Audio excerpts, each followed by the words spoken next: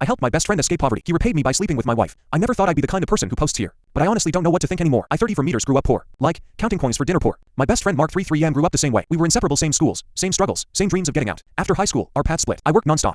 Nights, weekends, any job that paid. Eventually, I started a small online business. It didn't explode overnight, but after years of grinding, it finally became stable. For the first time in my life, I wasn't scared of bills. Mark didn't get as lucky. He bounced between jobs, got buried in debt, and eventually was sleeping on couches. When I realized how bad things had gotten for him, I felt guilty. I had made it out and he hadn't, so I helped him. I gave him a job in my business. I didn't pay him market rate at first, but it was steady money. When his lease fell through, I let him stay in our guest room for a few weeks. Those weeks turned into months. I covered groceries, paid off one of his credit cards. I told myself this is what loyalty looks like. My wife 32F was supportive at first. She'd cook extra, include him in conversations, joke that we were saving astray. I trusted her completely. We'd been married 6 years. No major issues. I thought we were solid. Looking back, the red flags were there. Mark stopped acting grateful. He'd question my decisions at work, push back in front of clients. At home, he and my wife started talking more inside jokes, late night conversations in the kitchen. I noticed, but I brushed it off. He was my best friend. She was my wife. I didn't want to be paranoid. One night, I came home early from a work trip. The house was quiet, too quiet. Their phones were on the kitchen counter. I didn't mean to snoop. I really didn't, but a notification popped up on my wife's screen with Mark's name and a heart emoji. I unlocked it. The messages went back over a year. Plans, lies, complaints about me, jokes about how oblivious I was, messages about money, about how once the business grew more, she'd finally be free. I sat there reading until my hands went numb. They weren't just cheating. They were planning to push me out of my own business, planning for a divorce where Mark would help her get half, planning a future built on everything I had worked for. When they came home, I was still sitting at the table. I didn't yell. I didn't cry. I just asked one question. How long?